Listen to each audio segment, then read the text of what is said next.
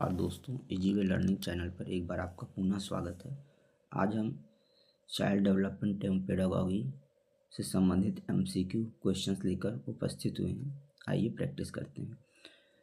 पहला प्रश्न है, अवधारणाओं का विकास डेवलपमेंट ऑफ कॉन्सेप्ट मुख्य रूप से का हिस्सा है। ए विकल्प है बौद्धिक विकास, बी विकल्प है शारीरिक विकास, सी विकल्प है सामाजिक विकास और डी विकल्प है संवेगात्मक विकास।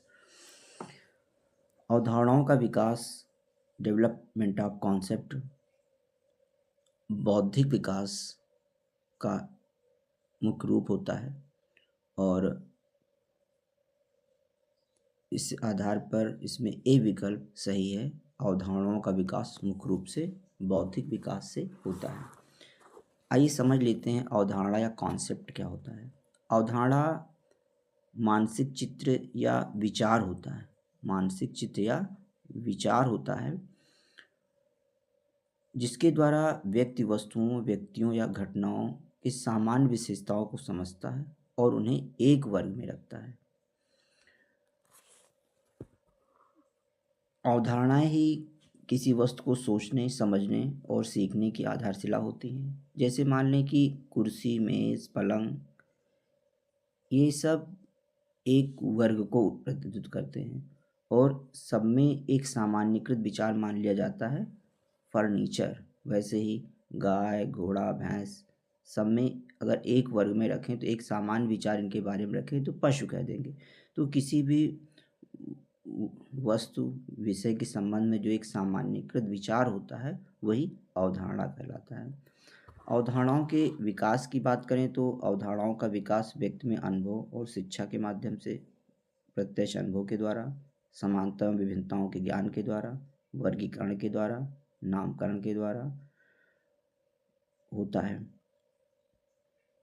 तो इसका पहला विकल्प सही होगा कि अवधारणाओं का विकास मुख्य रूप से हिस्सा है, बौद्धिक विकास का हिस्सा है।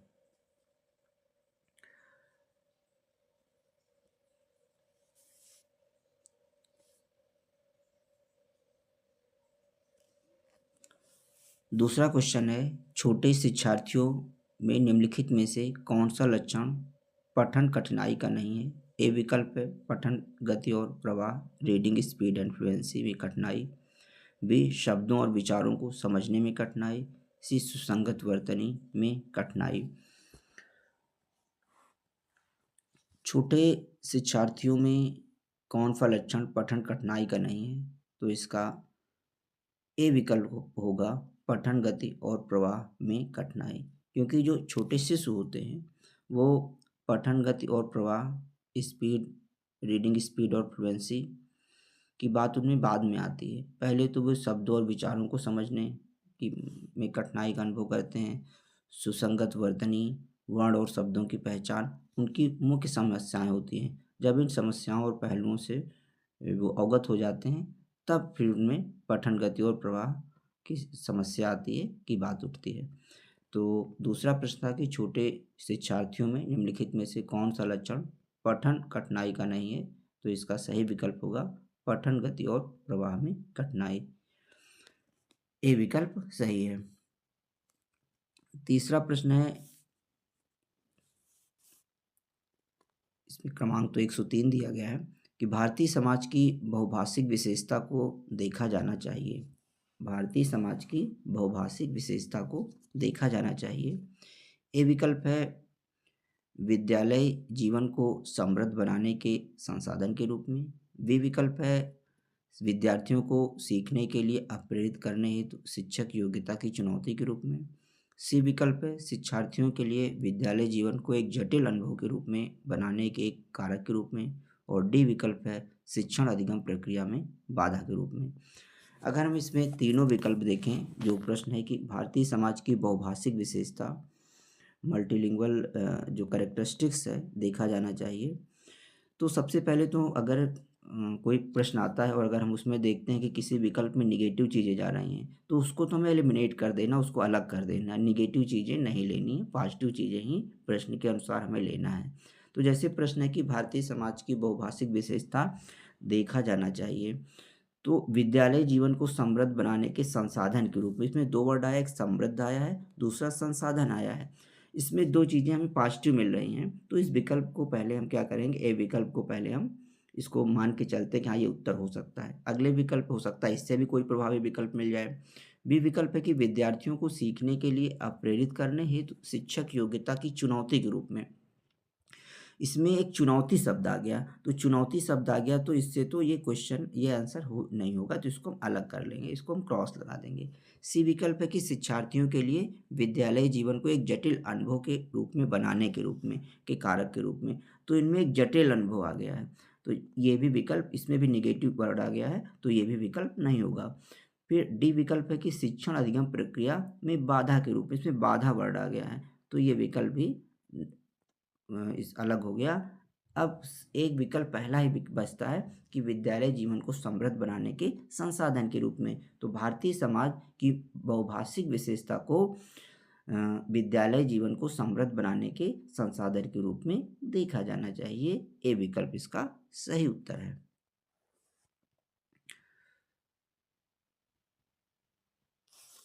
चौथा प्रश्न है आज का कि पुरुष स्त्रियों की अपेक्षा ज़्यादा बुद्धिमान होते हैं, यह कथन ए विकल्प है कि सही हो सकता है। बी विकल्प है कि लैंगिक पूर्वाग्रह को प्रदर्शित करता है, और सी विकल्प है कि बुद्धि के भिन्न पक्षों के लिए सही है, और डी विकल्प है कि उपर्युक्त सभी जो है विकल्प सही हैं। प्रश्न है कि पुरुष स्त्रियों की अपेक्षा ज़्यादा बुद्धिमान होते हैं, यह कथन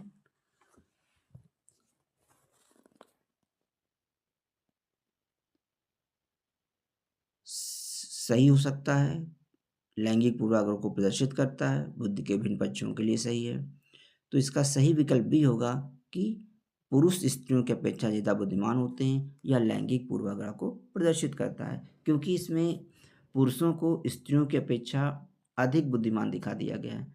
जरूरी नहीं कि पुरुष स्त्रियों की अपेक्षा बुद्धिमान ही हो ही, वैसे भी जैविक रूप से पुरुष और स्त्रियों को समान माना जाता है, और स्त्री या पुरुष के आधार पर किसी भी प्रकार का कोई जो है बुद्धि के आधार पर कोई भेदभाव नहीं होता है,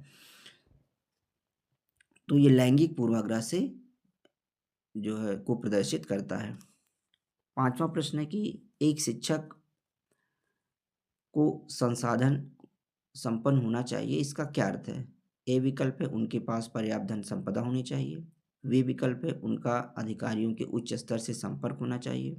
सी विकल्प है उन्हें अपने विद्यार्थियों की समस्याओं को हल करने का पर्याप्त ज्ञान होना चाहिए, और डी विकल्प है कि विद्यार्थियों के बीच उनकी प्रसिद्ध होनी चाहिए। एक शिक्षक को साधन संपन्न होना चाहिए, इसका अर्थ है, इसका जो है अगर हम सभी विकल्पों पर विचार करें तो पहला विकल्प है जैसे कि उनके पास पर्याप्त धन संपदा होनी चाहिए, तो शिक्षक यानी टीचिंग का धन संपदा से कोई जो है प्रत्यक्ष संबंध नहीं है, क्योंकि धन संपदा के अभाव में भी जो है अच्छा शिक्षण किया जा सकता है। दूसरा है उनका अधिकारियों के उच्च स्तर से संपर्क होना चाहिए, शिक्षण का और अधिकारियों के संपर्क से भी कोई संबंध नहीं है, ये भी उत्तर नहीं हो सकता है। तीसरा विकल्प है कि उन्हें अपने विद्यार्थियों की समस्याओं को हल करने का पर्याप्त ज्ञान होना चाहिए। एक शिक्षक के लिए ये सबसे महत्वपूर्ण होता है कि जो विद्यार्थियों के अधिगम से संबंधित समस्याएं हों, उनको हल करने की जो है शिक्षक में पर्याप्त ज्ञान होना चाहिए, पर्याप्त क्षमता होना चाहिए, ये स्किल अवश्य होनी चाहिए। तो सी विकल्प इसमें सही है। डी विकल्प पर भी विचार कर लेते हैं, हो सकता है इससे भी प्रभावी विकल्प हो। डी विकल्प दिया जा रहा है कि विद्यार्थियों के बीच उनकी प्रसिद्ध होनी चाहिए, तो प्रसिद्ध का जो है प्रसिद्ध तब का जो है साधन संपन्न से कोई विशेष अर्थ नहीं, क्योंकि इसका अधिगम से कोई संबंध विशेष नहीं है। प्रसिद्ध देखा जाए तो विद्यार्थियों के मध्य जो है प्रसिद्ध कब बनेगी, जब हम उनकी समस्याओं को अच्छे से समझ सकेंगे, और जो से भी शिक्षण से जो भी अधिगम विषय से संबंधित समस्याएं होंगी उनका समाधान कर सकेंगे, तभी हम उनकी नज़रों में एक आदर्श शिक्षक बन सकते हैं। तो इसका जो है सी विकल्प बिल्कुल सही है कि एक शिक्षक को साधन संपन्न होना चाहिए, इसका अर्थ है कि उन्हें अपने विद्यार्थियों की समस्याओं को हल करने का पर्याप्त ज्ञान होना चाहिए। छठा प्रश्न पर आते हैं। छठवां प्रश्न है कि व्यक्तिगत शिक्षार्थी एक दूसरे में भिन्न होते हैं। व्यक्तिगत शिक्षार्थी यानी इंडिविजुअल लर्नर जो होते हैं एक दूसरे से भिन्न होते हैं। ए विकल्प है विकास दर में, रेट ऑफ डेवलपमेंट। बी विकल्प है विकास क्रम में। और सी विकल्प है विकास की सामान्य क्षमता में। और डी विकल्प है वृद्धि एवं विकास के सिद्धांतों में। एक विद्यार्थी व्यक्तिगत शिक्षार्थी इंडिविजुअल लर्नर एक दूसरे से भिन्न होते हैं। तो आइए सभी विकल्पों पर चर्चा कर लेते हैं। विकास की दर, रेट ऑफ डेवलपमेंट, ये विकल्प सही हो सकता है क्योंकि सही है कि हर एक व्यक्ति का, हर एक बच्चे के विकास की दर अलग अलग हो सकता है। कुछ बच्चे का विकास जो है बहुत तेज़ी से होता है, कुछ बच्चों का विकास थोड़ा धीमी गति से हो सकता है। जैसे कुछ बच्चे जो है शीघ्र चलना शुरू करते हैं, कुछ बच्चे तेज से चलना शुरू करते हैं, कुछ बच्चे जो है जल्दी बोलने लगते हैं, कुछ बच्चों में हो सकता है 2-3 महीने या 4 महीने 6 महीने बोलने की जो है क्षमता देर से डेवलपमेंट हो। इसी तरह अवधारणाओं की बात करें, कुछ बच्चे किसी चीज़ को जल्दी समझ जाते हैं, कुछ बच्चे हो सकता है उसको समझने में देर से लगाएं। तो चाहे शारीरिक विकास हो, मानसिक विकास हो, सामाजिक विकास, संवेगात्मक विकास, किसी भी तरह का विकास हो, तो विकास की दर में जो है एक व्यक्ति दूसरे व्यक्ति से, एक शिक्षार्थी दूसरे शिक्षार्थी से भिन्न हो सकता है। आइए और विकल्पों पर भी चर्चा कर लेते हैं। विकास क्रम देखा जाए तो विकास क्रम सभी का एक समान होता है। जैसे पहले जो है अगर मानव के विकास क्रम की चर्चा करें तो पहले गर्भाधान की अवस्था आती है, इसके बाद भी जो है बालक का भ्रूणी विकास हो जाता है। जब बालक एक शिशु के रूप में होता है शैशवावस्था आता है, शैशवावस्था के बाद जो है इसके बाद बाल्यावस्था आता है, किशोरावस्था आता है, प्रौढ़ावस्था आता है, फिर वृद्धावस्था को प्राप्त होते हैं। तो देखा जाए तो विकास का क्रम क्या होता है, निश्चित होता है, उसमें व्यक्तिगत भिन्नता नहीं हो सकती। ऐसा नहीं हो सकता है कि कोई जो है शैशवावस्था में प्रवेश ना करे और डायरेक्ट जो है किशोरावस्था में प्रवेश कर जाए, तो ऐसा नहीं हो सकता है। तो इसमें दूसरा विकल्प तो गलत ही है। तीसरे विकल्प की चर्चा करें तो है कि विकास की सामान्य क्षमता। देखा जाए तो विकास की सामान्य क्षमता जो है सभी में एक जैसी होती है। सामान्य क्षमता तो एक जैसी होती है, लेकिन विशिष्ट क्षमताएं अलग अलग हो सकती हैं, तो ये भी विकल्प सही नहीं है।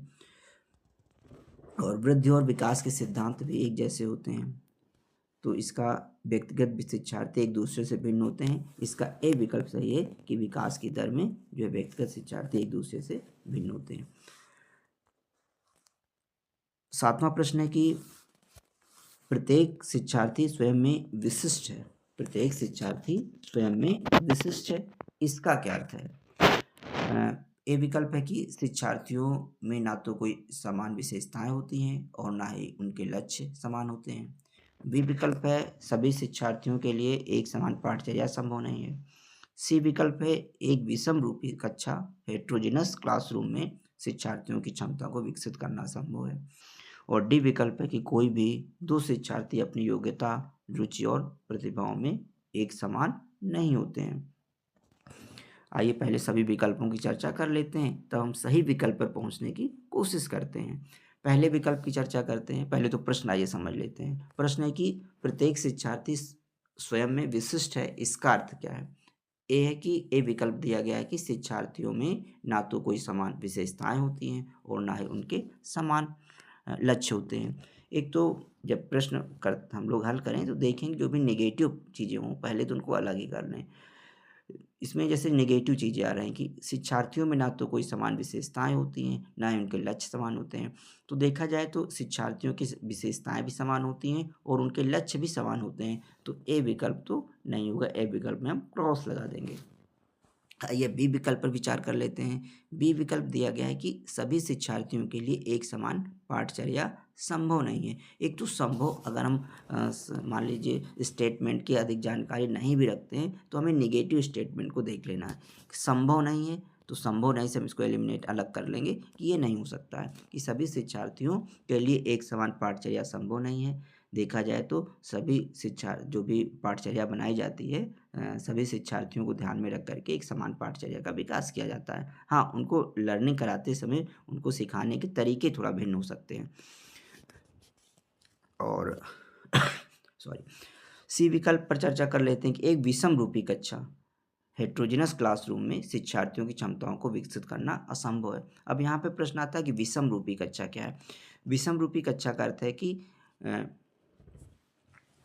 क्लास हो सकता है कि एक क्लास जो है इसको हम दो रूपों में ले सकते हैं। तो एक तो इस रूप में ले सकते हैं कि हो सकता है कि 2 या 3 क्लास एक साथ मिक्स हों, 3, 4, 5 के बच्चे हों या 6, 7, 8 के बच्चे मिक्स कर दिए गए हों। एक आयु के रूप में भी लिया जा सकता है।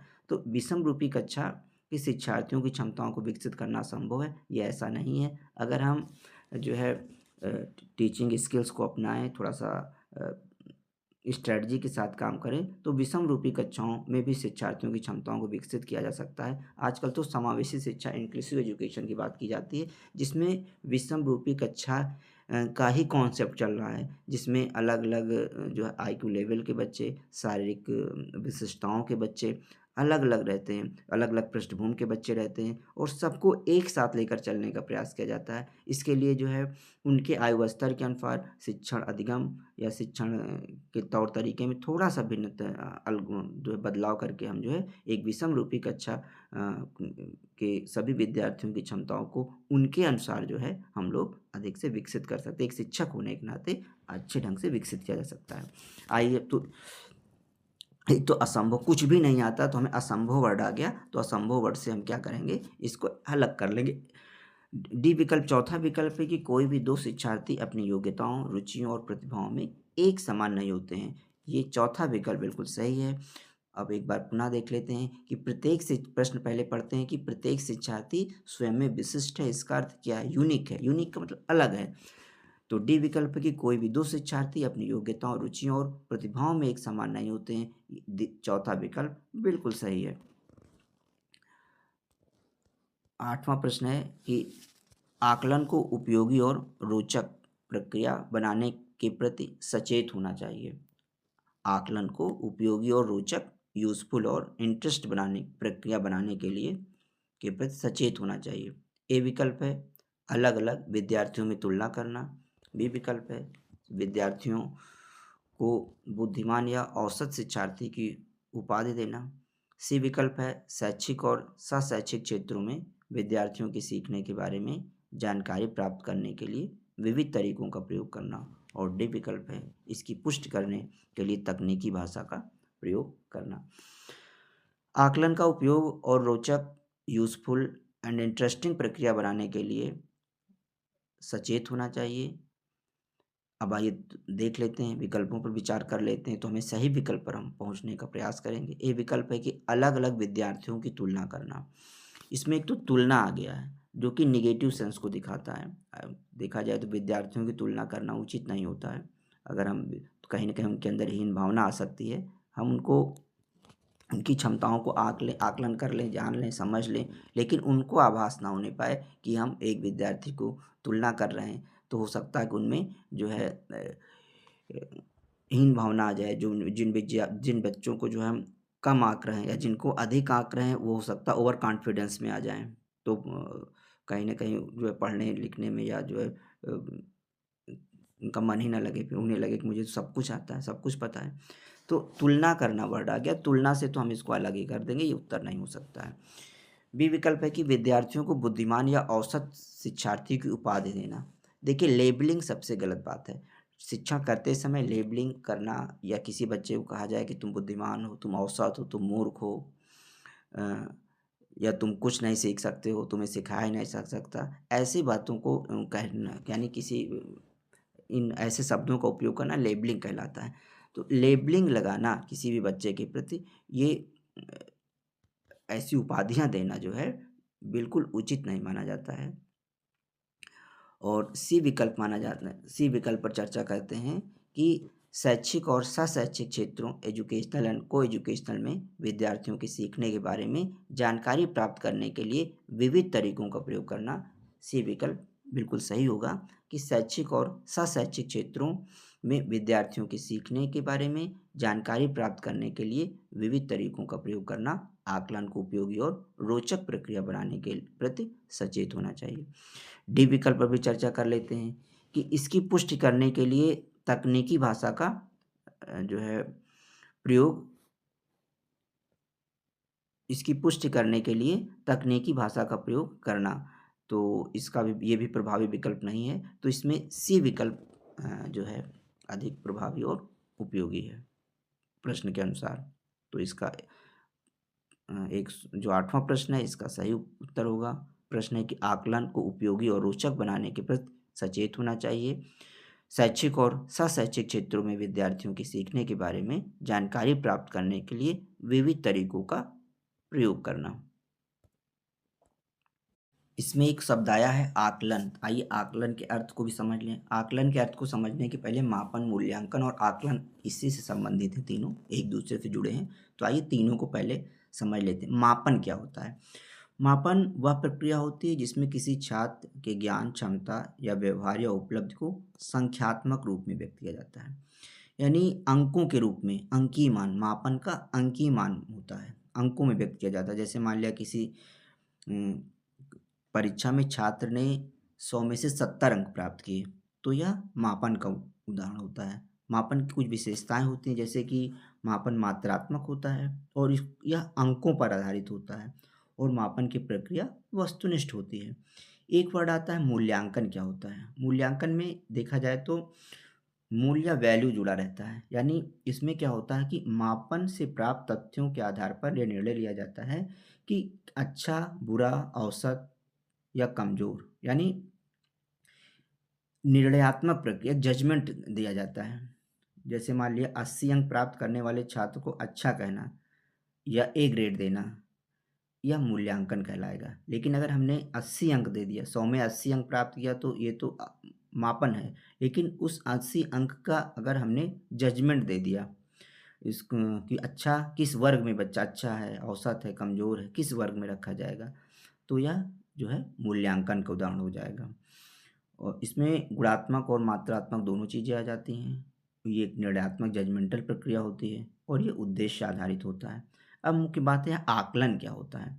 आकलन एक निरंतर और व्यापक प्रक्रिया होती है जिसमें छात्र की शैक्षिक प्रगति, व्यवहार, रुचि, कौशल की जानकारी जो है विभिन्न तरीके से एकत्र की जाती है। जैसे कि कक्षा में प्रश्न प्रश्न पूछना, प्रोजेक्ट कार्य देना, होमवर्क देना, असाइनमेंट देना, मौखिक परीक्षा लेना, ये सभी आकलन के उदाहरण होते हैं। आकलन एक सतत प्रक्रिया होती है, अधिगम सुधार पर यह बल देती है। औपचारिक और अनौपचारिक ये दोनों प्रकार की हो सकती है। अगर हम तीनों में अंतर की बात करें तो जो मापन होता है उसकी प्रकृति जो है संख्यात्मक होती है, न्यूमेरिकल होती है, और क्वांटिटेबल होती है। मूल्यांकन निर्णयात्मक, जजमेंटल होता है, और आकलन निरंतर प्रक्रिया होती है, कंटिन्यूअस प्रोसेस होती है। परिणाम की बात करें तो मापन का जो परिणाम अंक में दिया जाता है, मूल्यांकन निर्णय लिया जाता है, और आकलन एक सुधार की प्रक्रिया होती है, एक सतत प्रक्रिया होती है। मापन सीमित होता है, मूल्यांकन व्यापक दायरे में आता है, और सबसे अधिक आकलन का उपयोग सबसे व्यापक पैमाने पर किया जाता है। मापन में कितना सीखा इस बात का ज्ञान होता है। मूल्यांकन यानी कैसा सीखा, उसकी क्या क्वालिटी थी, इसका ज्ञान होता है। और आकलन बताता है कि कैसे सुधार करें।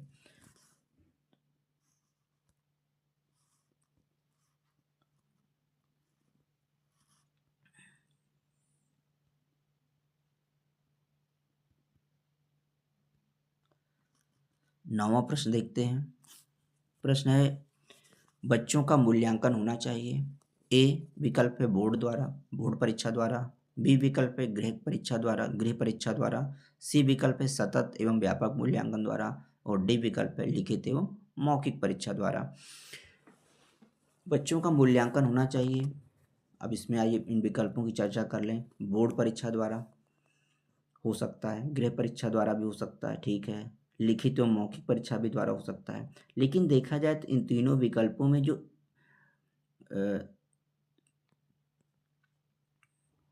वी विकल्प दिया गया है कि सतत एवं व्यापक मूल्यांकन द्वारा, तो सतत एवं व्यापक मूल्यांकन देखा जाए सारे विकल्पों को अपने अंदर समाहित किया हुआ है। बोर्ड परीक्षा, गृह परीक्षा, लिखित एवं मौखिक परीक्षा, सतत एवं व्यापक मूल्यांकन के अंतर्गत। तो इसका इन तीनों विकल्पों में जो सबसे प्रभावी विकल्प होगा वह सतत एवं व्यापक मूल्यांकन होगा। Continuous and comprehensive evaluation. सतत यानी ये ऐसा ना हो कि जो है मूल्यांकन जो है वर्ष में 2 बार किया जाए, केवल परीक्षाएं ले ली जाएं, हाफ ईयरली एग्जाम ले लिया जाए या थर्ड मंथली एग्जाम ले लिया जाए, एनुअल एग्जाम ले लिया जाए, या बोर्ड परीक्षा के द्वारा ही मूल्यांकन कर लिया जाए या गृह परीक्षा के द्वारा ही। सतत एवं व्यापक मूल्यांकन का तात्पर्य होता है कि सत्र के दौरान बीच-बीच में मूल्यांकन समय-समय पर होता चाहिए, क्लास में भी मूल्यांकन होना चाहिए और कम्प्रहेंसिव हो। कम्प्रहेंसिव का अर्थ यहाँ पर ये है कि एक पक्षीय मूल्यांकन हो, ऐसा ना हो कि केवल हम जो एकेडमिक ही मूल्यांकन ले रहे हैं, यानी जो परीक्षा के विषय जो विषय बच्चे पढ़ रहे हैं उन्हीं का मूल्यांकन हो रहा, बल्कि ऑल अराउंड डेवलपमेंट की बात होती है। तो सतत एवं व्यापक उनका बौद्धिक क्या स्तर क्या है, उनका शारीरिक स्तर क्या है और को-करिकुलर एक्टिविटी में वो कैसे हैं, तो देखा जाए तो सभी व्यापक स्तर पर मूल्यांकन होना चाहिए। इसी को CCE continuous and comprehensive evaluation कहते हैं, जो कि आजकल अधिक प्रचलित है। 10वां प्रश्न है कि सतत एवं व्यापक मूल्यांकन में व्यापक मूल्यांकन शब्दावली का क्या तात्पर्य है? ए विकल्प है कि सभी विषयों का मूल्यांकन, बी विकल्प है शैक्षिक क्षेत्र का मूल्यांकन, सी विकल्प है शैक्षिक एवं शैक्षिक क्षेत्र का मूल्यांकन और डी विकल्प है शैक्षिक क्षेत्र का मूल्यांकन। सतत एवं व्यापक मूल्यांकन CCE continuous and comprehensive evaluation में व्यापक शब्द यानी कम्प्रहेंसिव वर्ड जो आया है, इसका अर्थ हमें मूल्यांकन शब्दावली में इसका ज्ञात करना है। तो आइए इनको देख लें। सभी विषय का मूल्यांकन, शैक्षिक क्षेत्र का मूल्यांकन, शैक्षिक क्षेत्र का मूल्यांकन। तो देखा जाए ए विकल्प सभी विषय का मूल्यांकन, ये विषय की केवल बात करता है, और बी विकल्प शैक्षिक क्षेत्र का, ये सब एक पक्षी बात करते हैं। और लेकिन सी विकल्प जो है शैक्षिक एवं शैक्षिक क्षेत्र का मूल्यांकन, ये बिल्कुल सही होगा। डी विकल्प दिया गया है कि शैक्षिक क्षेत्र का मूल्यांकन, ये भी एक पक्षी है। बहुपक्षीय सभी पक्षों को शैक्षिक एवं शैक्षिक क्षेत्र का मूल्यांकन ये प्रदर्शित करता है। तो सतत एवं व्यापक मूल्यांकन में व्यापक मूल्यांकन शब्दावली का तात्पर्य है शैक्षिक एवं शैक्षिक क्षेत्र का मूल्यांकन करना। एक 11वां प्रश्न है कि मूल्यांकन का उद्देश्य क्या है? ए बालकों को धीमी गति से सीखने वाले एवं प्रतिभाशाली बच्चों के रूप में लेबल करना, बी अधिगम की कठिनाइयों व समस्याओं वाले क्षेत्रों का पता लगाना, सी विकल्प है जिन बालकों को उपचारात्मक शिक्षा की आवश्यकता है उनकी पहचान करना, और डी विकल्प है उत्पादक जीवन जीने के लिए शिक्षा किस सीमा तक तैयार कर पाई है उसको पुष्टि पोषण प्रदान करना। आइए सभी विकल्पों पर चर्चा कर लेते हैं। पहला विकल्प है कि बालकों को धीमी गति से सीखने वाले एवं प्रतिभाशाली बच्चों के रूप में लेबल करना। जहाँ पर भी लेबलिंग या बच्चों में तुलना करने की बात आ जाए तो वो विकल्प तो उचित हो ही नहीं सकता है, तो इसमें ए विकल्प को तो अलग ही कर सकते हैं कि मूल्यांकन का उद्देश्य नहीं हो सकता है। बी विकल्प पर आइए चर्चा कर लें। अधिगम की कठिनाइयों व समस्याओं वाले क्षेत्र का पता लगाना, हाँ ये हो सकता है, लेकिन आइए और विकल्प पर भी विचार करें। हो सकता है इससे भी प्रभावी विकल्प हो सकते हैं, तो इस पर हम गोला लगा देते हैं कि बी विकल्प पर हाँ इस पर हम विचार करेंगे।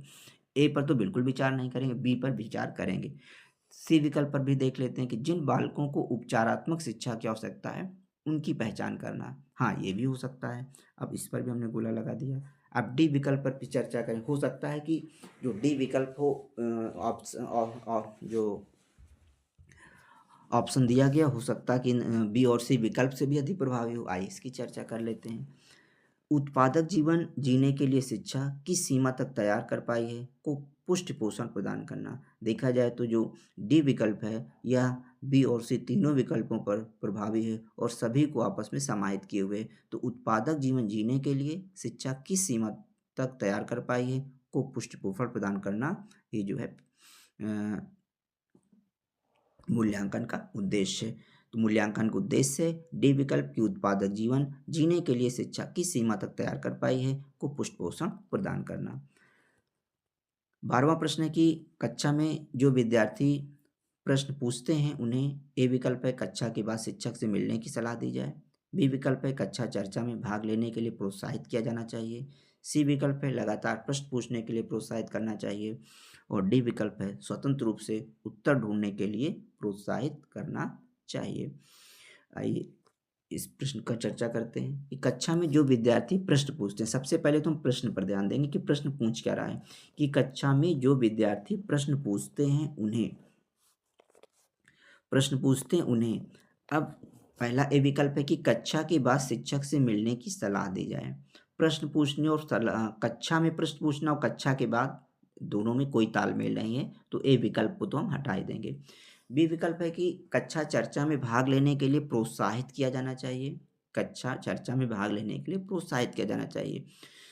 तो हाँ, अब बी विकल्प भी कुछ हद तक सही हो सकता है, लेकिन और विकल्पों पर भी हमें विकल्प पर भी हमें चर्चा करनी होगी। सी है लगातार प्रश्न पूछने के लिए प्रोत्साहित करना चाहिए। ये बिल्कुल सही है। और विकल्प देख लें, हो सकता है और इससे भी अच्छा जो है कोई ऑप्शन दिया हो। स्वतंत्र रूप से उत्तर ढूँढने के लिए, उत्तर ढूँढना और प्रश्न पूछना आपस में कोई संबंध नहीं है, तो इसको भी हटा देंगे। अब 2 बी और सी पर चर्चा करें। अब देखेंगे इनमें दोनों में कौन-सा विकल्प जो है अधिक प्रभावी है। कक्षा चर्चा में भाग लेने के लिए प्रोत्साहित किया जाना चाहिए, तो प्रश्न पूछना और प्रोत्साहन ये सीधा संबंध नहीं है, लेकिन लगातार प्रश्न पूछने के लिए प्रोत्साहित करना चाहिए, यह प्रश्न से सीधा संबंधित है। तो इसका उत्तर यही होगा कि कक्षा में जो विद्यार्थी प्रश्न पूछते हैं, उन्हें लगातार प्रश्न पूछने के लिए प्रोत्साहित करना चाहिए। सी विकल्प सही है। 113वां प्रश्न है कि कक्षा में विद्यार्थियों की रुचि बनाए रखने के लिए एक शिक्षक को 113वां आज जो है 13वां प्रश्न क्रमांक का प्रश्न है, तो 113 से कंफ्यूज होने की जरूरत नहीं है। 13वां प्रश्न है कि कक्षा में विद्यार्थियों की रुचि बनाए रखने के लिए एक शिक्षक को उचित है। ए विकल्प है कि श्याम पट्ट का प्रयोग करना, बी विकल्प है चर्चा करना, सी विकल्प है कहानी करना और डी विकल्प है प्रश्न पूछना। ऐसे प्रश्नों को हमें हल करने के लिए बहुत ही सावधान रहने की आवश्यकता होगी, क्योंकि देखा जाए तो सभी विकल्प लगभग जितने भी ऑप्शन इसमें दिए गए हैं प्रश्न में, सभी जो है अपनी जगह पर जो है कुछ ना कुछ उपयोगिता रखते हैं। तो आइए इनको हम लोग सावधानी से चर्चा करते हैं और जो है एलिमिनेट करने का उचित जो उत्तर है उस पर पहुंचने की कोशिश करते हैं। कक्षा में विद्यार्थियों की रुचि बनाए रखने के लिए एक शिक्षक को उचित है श्याम पट्ट का प्रयोग करना। हम कह सकते हैं कि हाँ, श्याम पट्ट का प्रयोग जब करेंगे तभी जो है शिक्षक जो है शिक्षण सुरुचिपूर्ण होगा। लेकिन और विकल्प भी चर्चा करते हैं, चर्चा करना, कहानी कहना और डी विकल्प है प्रश्न पूछना। तो देखा जाए तो जो शिक्षण होता है, शिक्षण इंटरैक्शंस की प्रक्रिया होती है। यानी कुछ शिक्षक कुछ बताता है, टीचर कुछ बताता है और टीचर के साथ-साथ जब टीचर बताया और स्टूडेंट ने भी कुछ अपनी बात रखी, तो ये यानी आप टीचर और स्टूडेंट के बीच में जुड़ाव का एक महत्वपूर्ण टूल क्या होता है? क्वेश्चनेयर होता है, प्रश्न पूछना होता है। शिक्षक ने प्रश्न पूछा, जो है छात्र ने जवाब दिया, छात्र ने फिर शिक्षण प्रक्रिया आगे बढ़ी, फिर छात्र ने प्रश्न पूछा, शिक्षक ने जो है उसका जवाब दिया। तो दोनों में इंटरेक्शन और इंटरेक्शन ही अंतरक्रिया ही जो है प्रभावी शिक्षण के एक जो है महत्वपूर्ण उपकरण है या विधि हो सकती है। कह सकते हैं कि जैसे अ, अगर प्रश्न नहीं हो रहा है, केवल चर्चा ही चल रही है, कहानी होता जा रहा है क्या, या हम क्लास में गए केवल ब्लैक बोर्डिंग ही करने लगे, तो कहीं न कहीं प्रश्न पूछना ही जो है प्रभावी शिक्षण हो सकता है। इन सबके अभाव में भी जो है प्रश्न के माध्यम से भी जो है शिक्षण आसानी से किया जा सकता है। तो कह सकते हैं कक्षा में विद्यार्थियों की रुचि बनाए रखने के लिए एक शिक्षक को उचित है प्रश्न पूछना। देखा जाए तो चारों विकल्प जो है गलत हम नहीं कह सकते हैं इन चारों विकल्पों में, लेकिन इसमें से अगर हमें द बेस्ट चुनना हो तो प्रश्न पूछना द बेस्ट विकल्प होगा। तो 113वें प्रश्न का सही उत्तर होगा प्रश्न पूछना। आइए 114वें नंबर पे प्रश्न देखते हैं, यानी 14वां प्रश्न देखते हैं आज के लिए। प्रश्न है कि उपलब्ध अपरेरक के संबंध में निम्नलिखित में से कौन सा कथन सही है? ए विकल्प है कि उपलब्ध अपरेरक जीवित रहने के लिए आवश्यक है, और बी विकल्प है कि यदि व्यक्तिगत क्षमताओं की संतुष्टि महत्वपूर्ण है तो उपलब्ध अपरेरक को विकास अपरेरक कहा जा सकता है। सी विकल्प है यदि व्यक्तियों के मध्य प्रतियोगियों पर बल है जो उपलब्ध अपरेरक को सामाजिक अपरेरक कहा जा सकता है। और डी विकल्प है उपरोक्त सभी उपलब्ध अपप्रेरक के संबंध में निम्नलिखित में से कौन सा कथन सही है। इसमें एक वर्ड आया हुआ है प्रश्न में, उपलब्ध अपप्रेरक। सबसे पहले तो हमें उपलब्ध अपप्रेरक वर्ड क्या है, इसका अर्थ क्या होता है, इसको हमें समझने की आवश्यकता है। आइए सबसे पहले उपलब्ध अपप्रेरक शब्द को समझते हैं। उपलब्धि अपप्रेरक, उपलब्धि को इंग्लिश में अचीवमेंट कहते हैं और अपप्रेरक को मोटिव कहते हैं। उपलब्धि अपप्रेरक वह आंतरिक प्रेरणा होती है जिसके कारण व्यक्ति कुछ अच्छा करने, अपने लक्ष्य को प्राप्त करने और सफल होने के लिए निरंतर प्रयास करता है। यह प्रेरणा व्यक्ति को साधारण कार्य में भी बेहतर ढंग से करने के लिए उत्साहित करता है। यानी कोई व्यक्ति साधारण से साधारण कार्य करना, तो व्यक्ति या बच्चा जो उसको क्या करता है, साधारण से साधारण कार्य को भी करने में भी अपना द बेस्ट देने का प्रयास करता है। कुछ अच्छा करके दिखाने की अंदरूनी चाह ही उपलब्ध प्रेरक या प्रेरक कहलाती है। आइए कुछ उसको उदाहरणों के माध्यम से समझते हैं। जैसे कि एक छात्र केवल पास होने के लिए नहीं बल्कि क्लास में फर्स्ट आने के लिए रोज मन लगाकर पढ़ता है, तो यह उसकी उपलब्ध प्रेरक भावना को दर्शाता है। एक खिलाड़ी हार के बाद निराश नहीं होता बल्कि और अधिक अभ्यास करता है ताकि अगली बार जीत सके। यह उपलब्ध अप्रेरक का उदाहरण होगा। दैनिक जीवन का उदाहरण लें तो एक दुकानदार अपनी दुकान को बेहतर बनाने के लिए नई नई योजनाएं अपनाता है ताकि एक दूसरे से आगे निकल सके। यह भी एक उपलब्ध प्रेरक का उदाहरण होगा। उपलब्धि प्रेरक में लक्ष्य निर्धारित करना जुड़ा होता है, कड़ी मेहनत करना, सफलता की इच्छा रखना, चुनौती स्वीकार करना। और उपलब्धि अप्रेरक से छात्र में आत्मविश्वास बढ़ता है, सीखने की रुचि बढ़ती है और बेहतर शैक्षिक उपलब्धि भी प्राप्त होती है। तो हम कह सकते हैं कि उपलब्धि अप्रेरक व्यक्ति को आगे बढ़ने, बेहतर करने और सफलता प्राप्त करने की दिशा में प्रेरित करता है। आइए विकल्पों पर चर्चा करें कि उपलब्ध अप्रेरक जीवन जीवित रहने के लिए आवश्यक है। बी विकल्प है, यदि व्यक्तिगत क्षमताओं की संतुष्टि महत्वपूर्ण है तो उपलब्धि अप्रेरक को विकास अप्रेरक कहा जा सकता है। सी, यदि व्यक्तियों के मध्य प्रतियोगिता पर बल है तो उपलब्ध अप्रेरक को सामाजिक अप्रेरक कहा जा सकता है। इसमें से चारों विकल्प सही।